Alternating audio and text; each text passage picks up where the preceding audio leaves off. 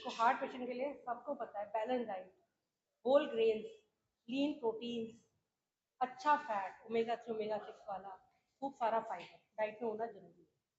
Junk food कम करना है, salt कम करना है, ये सब हेल्दी डाइट में आता है।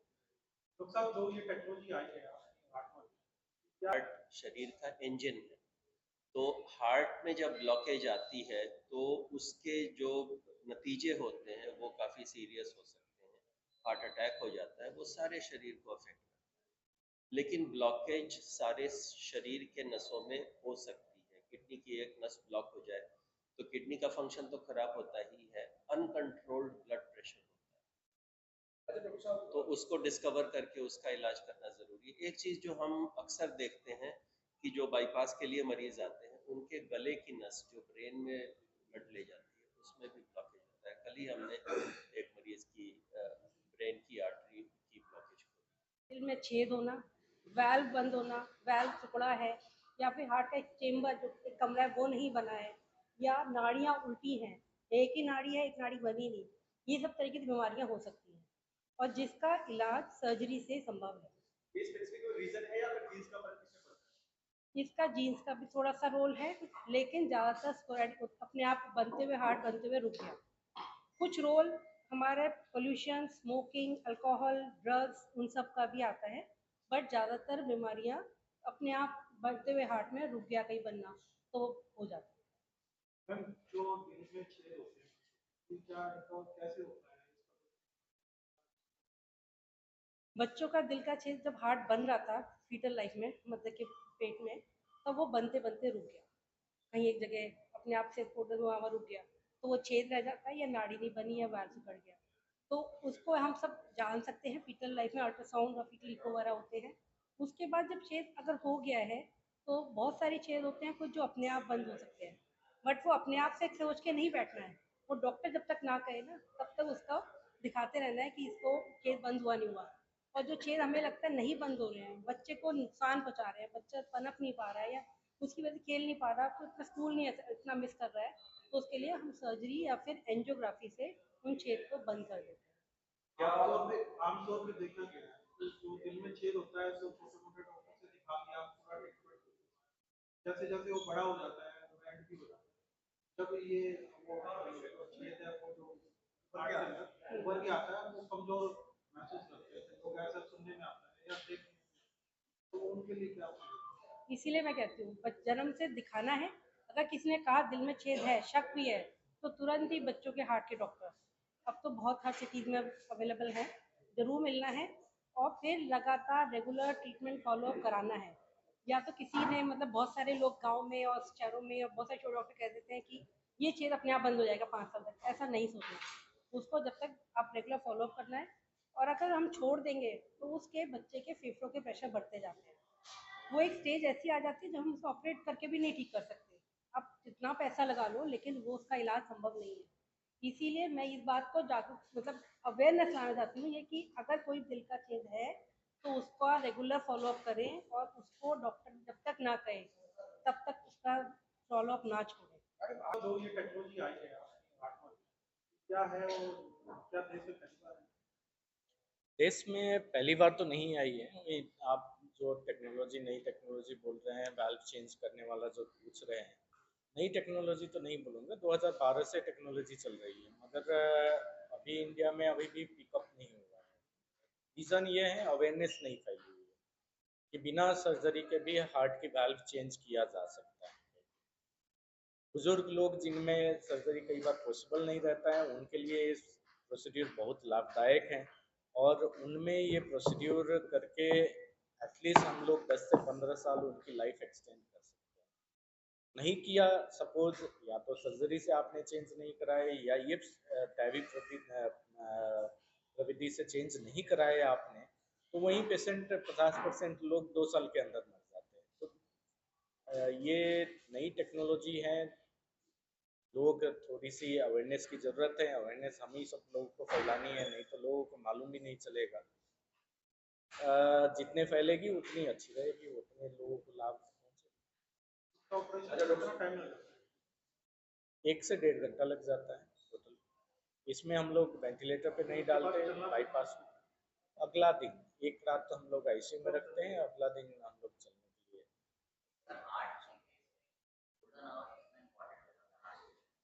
सो गोल्डन आवर का मतलब ये है कि जब आपकी छाती में दर्द शुरू हुआ उससे 3 घंटे के अंदर हम लोग गोल्डन आवर बोला करते हैं। रीज़न ये है कि जब हार्ट की नस 100% बंद रहती है तो आगे खाना पीना पहुंच नहीं रहा है। 3 घंटा तक जो मसल है उनमें क्षमता रहती है कि अपनी जो लाइफ है उसको जीवित रखने की क्षमता रहती है। 3 घंटे के बाद ये मरना शुरू होता है, तो इसलिए इन 3 घंटे को हम लोग गोल्डन आवर बोला करते हैं। इस टाइम में अगर आप इमरजेंसी पहुंच गए, ईसीजी किया गया, गोल्डन आवर का फर्स्ट इन्वेस्टिगेशन होता है ईसीजी।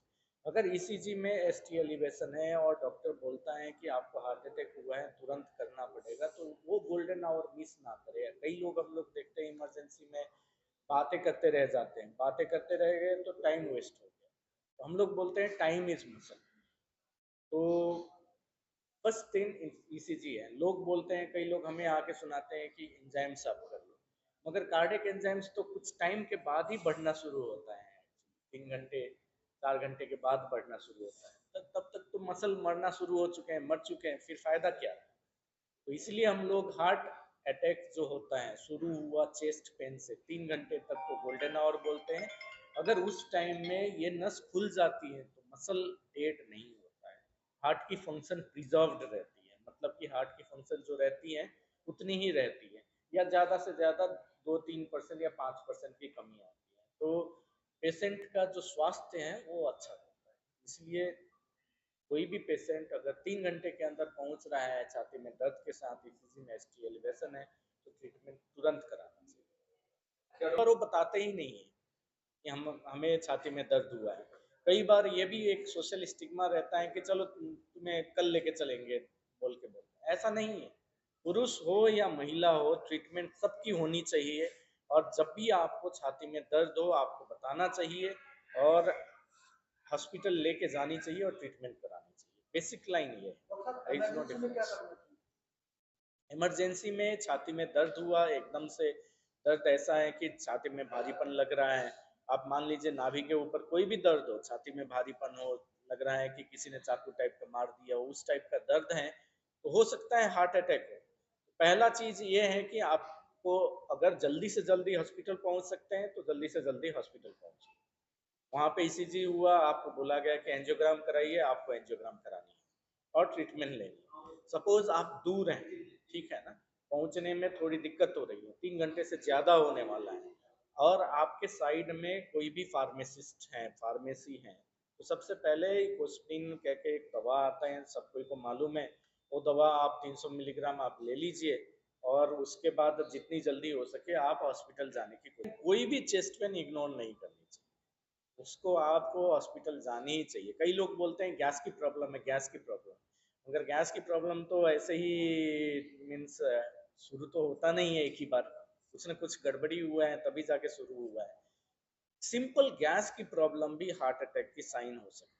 कोई भी पेन जो नाभि के ऊपर है वो हार्ट अटैक की साइन हो सकती है। आपको जाके इमरजेंसी में एक सिंपल ईसीजी करा लीजिए, उसी में मालूम चल जाएगा इमरजेंसी वाला कंडीशन है कि आप बाद में भी अपना इन्वेस्टिगेटर करा सकते हैं। अगर इमरजेंसी वाला है तो आप ऑपरेशन आप करते हैं, प्रिवेंट किया जा सकता है, मगर मेरे विचार में ये एक दिन में सीमित नहीं होनी चाहिए, बस मीन्स महीने में एटलीस्ट 2-3 बार ये प्रोग्राम।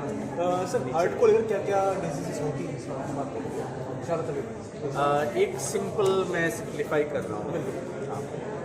हार्ट में वाल्व होता है, हार्ट में आर्टरीज रहता है जो पाइप्स हैं हार्ट की इलेक्ट्रिकल एक्टिविटी होती है और हार्ट की मसल होती है। अब इन चारों में से कहीं पे भी मीन्स दिक्कत आएगा तो हार्ट की बीमारी होनी जरूर हो जाएगा, उसमें कोई डाउट नहीं। पाइप की बीमारी होगा तो हार्ट अटैक बोलते हैं, इलेक्ट्रिकल एक्टिविटी का हुआ तो कंप्लीट हार्ट ब्लॉक बोलते हैं, जिसमें हमें फिर पेसमेकर लगाने की ज़रूरत पड़ती है।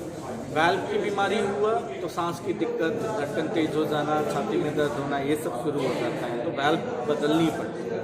मसल की बीमारी हुआ तो मसल की बीमारी आपका वाल्व के चलते भी हो सकता है, पाइप्स के चलते भी होता है, इलेक्ट्रिकल एक्टिविटी के चलते भी होता है। मसल की बीमारी का मतलब ये है की मसल वीक हो जाना, जिसके चलते हार्ट की फंक्शन कम हो जाना, फिर दिक्कत शुरू हो जाती है। चेस्ट पेन को लेकर लोग इग्नोर कर देते हैं, उस पर क्या कहते हैं? ये बहुत ही कॉमन है इंडिया में, और ये करनी नहीं चाहिए, क्योंकि एक बार मसल डेड हो गया तो फिर वो मीन्स उसको हम कुछ भी कर ले उसको जिंदा नहीं कर सकते। हार्ट की मसल हुआ, किडनी का मसल हुआ, ब्रेन का हुआ, ये सब में क्या है कि हम लोग एंड ऑर्गन बोला करते हैं, मतलब कि अगर इनमें कुछ भी मर गए तो मर गए। मेरा नाम असीम श्रीवास्तव, मैं आर्टिमस हॉस्पिटल में पीडियाट्रिक कार्डियक सर्जन हूँ। हार्ट डे मनाया गया है, तो क्या कहना है इसको? सॉरी, आज हार्ट डे मनाया गया है आज इसमें। देखिए हम सबको मालूम है दिल की बीमारी होती है, जैसे जैसे हम लोग की उम्र बढ़ती है सबको दिल की बीमारी होने का डर रहता है। एक चीज़ हम लोग बहुत कॉमनली भूल जाते हैं कि छोटे बच्चों में, नवजात बच्चों में, थोड़े बड़े बच्चों में भी दिल की बीमारी होती है। ये पैदाइशी बर्थ डिफेक्ट कहते हैं, और अधिकतर बच्चे अगर उनका इलाज हो जाए, टाइम पे इलाज हो जाए, तो आगे जाके एकदम नॉर्मल जिएंगे। खेलना कूदना, स्कूल जाना, पढ़ना लिखना, नौकरी करना करीब करीब नॉर्मल हो जाता है। आज की छोटे बच्चों में बीमारी हार्ट की होती कैसे, क्या रीज़न होता है? इसका रीज़न नहीं है। जैसे देखिए किसी कोई काला है, कोई गोरा है, कोई पैदा हुआ है उसके 6 उंगलियाँ हैं, वैसे पैदाइशी डिफेक्ट्स हैं। कहीं पे थोड़ा इंसिडेंस ज़्यादा है, कहीं पे थोड़ा कम है, मगर दुनिया के हर कोने में ये बीमारी है। 1000 बच्चों में 8 बच्चे, मतलब करीब 1% का इंसिडेंस वर्ल्ड ओवर है। मतलब जीन्स का भी कोई इफेक्ट पड़ता है इससे? कुछ में पड़ता है, अधिकतर में नहीं पड़ता है, अधिकतर में नहीं। ये बस बनावट का डिफेक्ट है। तो क्या अवेयरनेस देना चाहेंगे पेरेंट्स? अवेयरनेस देना चाहूँगा, करेक्टेबल डिजीज़ है। 90 से 95% डिजीज़ का इलाज आज की डेट में अवेलेबल है, और आज की डेट में हज़ारों बच्चे हमारे देश में जो जिनकी जानें जा रही हैं इस बीमारी से, वो इसलिए नहीं जा रही कि बीमारी की वजह से चली गई, बीमारी का इलाज ना होने की वजह से चली जाती है। तो करेक्टेबल डिजीज़ है, अगर टाइम पे सही जगह पहुँच कर ऑपरेट करा ले, इलाज करा ले, तो अधिकतर बच्चे नॉर्मल भी हैं।